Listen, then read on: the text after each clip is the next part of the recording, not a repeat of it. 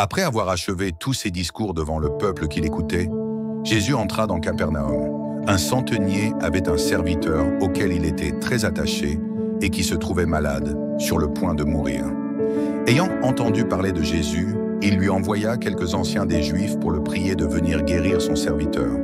Ils arrivèrent auprès de Jésus et le supplièrent instamment, disant « Il mérite que tu lui accordes cela, car il aime notre nation, et c'est lui qui a fait bâtir notre synagogue. » Jésus partit avec eux. Il n'était plus très loin de la maison quand le centenier envoya des amis lui dire « Seigneur, ne prends pas cette peine, car je ne suis pas digne que tu entres sous mon toit. C'est pourquoi je ne me suis pas même jugé digne d'aller en personne vers toi. Mais dis un mot, et mon serviteur sera guéri.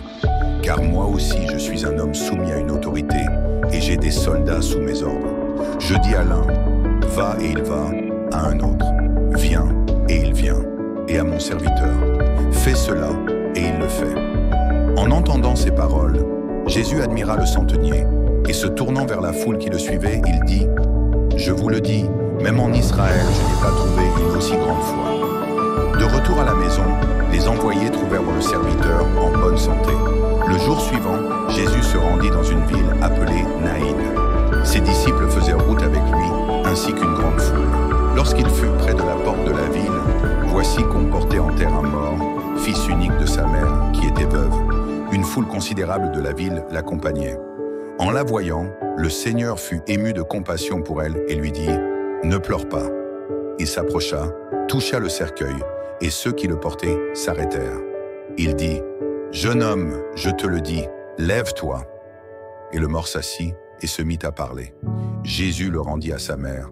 Tous furent saisis de crainte, et ils glorifiaient Dieu, disant « Un grand prophète s'est levé parmi nous, et Dieu a visité son peuple. » Cette parole se répandit à son sujet dans toute la Judée et dans tout le pays d'alentour.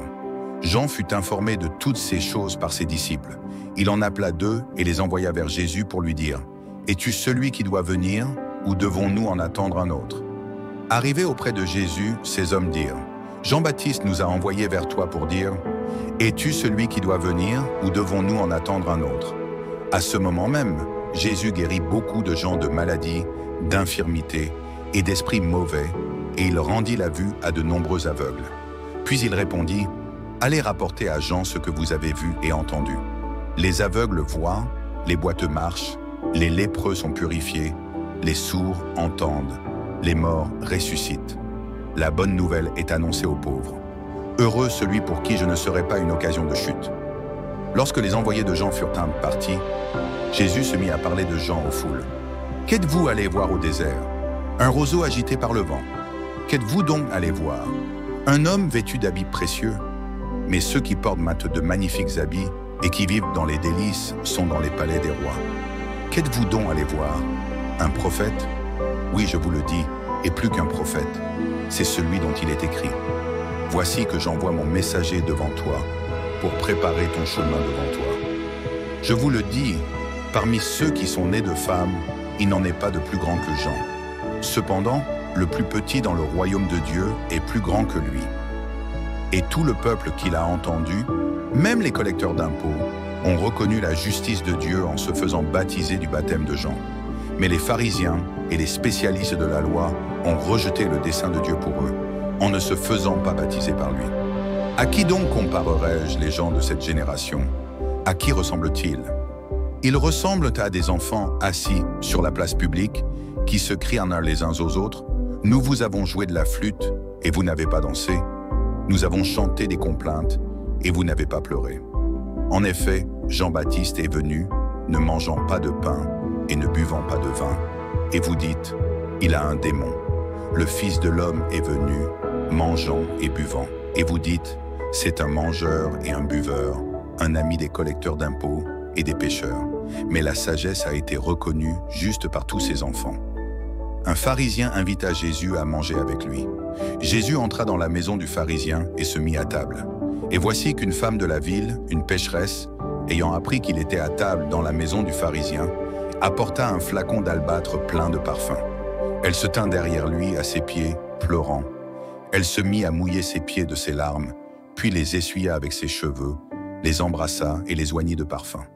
Voyant cela, Le pharisien qui l'avait invité se dit en lui-même, « Voici Luc chapitre 8, en entier et sans numérotation des versets, comme demandé. » Ensuite, Jésus allait de ville en ville et de village en village, prêchant et annonçant la bonne nouvelle du royaume de Dieu.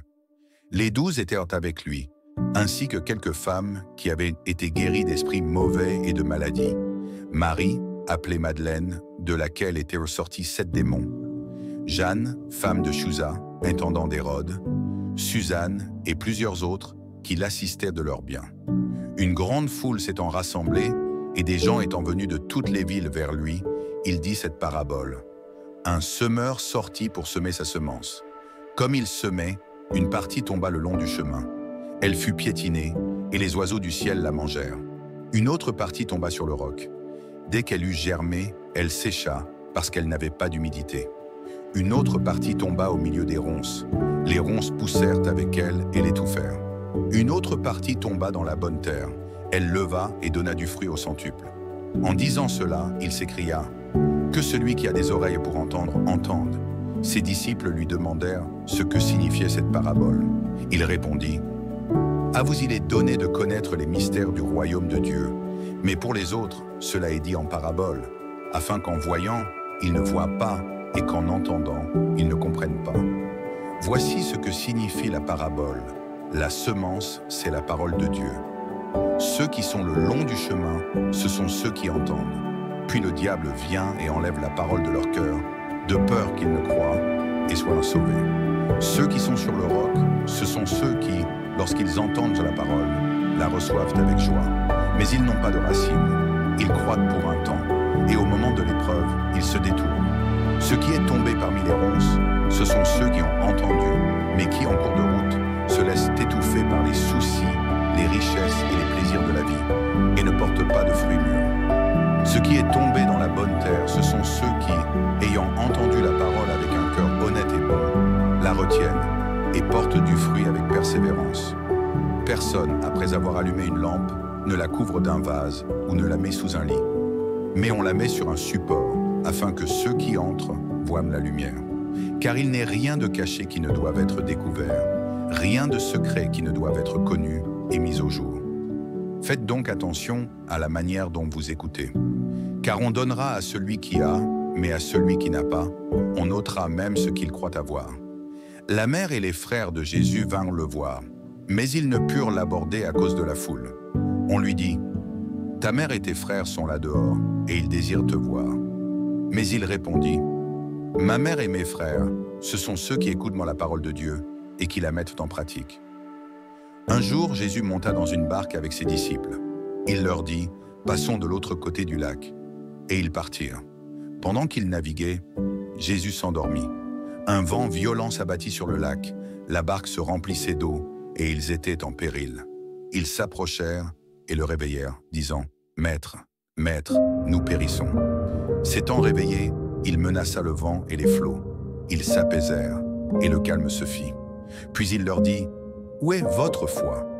Saisis de crainte et d'étonnement, ils se dirent les uns aux autres, « Qui est donc celui-ci, qui commande même au vent et à l'eau, et à qui ils obéissent ?» Ils abordèrent dans le pays des Gérasséniens, qui est vis-à-vis de la Galilée. Lorsque Jésus fut descendu à terre, un homme de la ville qui était possédé par des démons depuis longtemps vint à sa rencontre.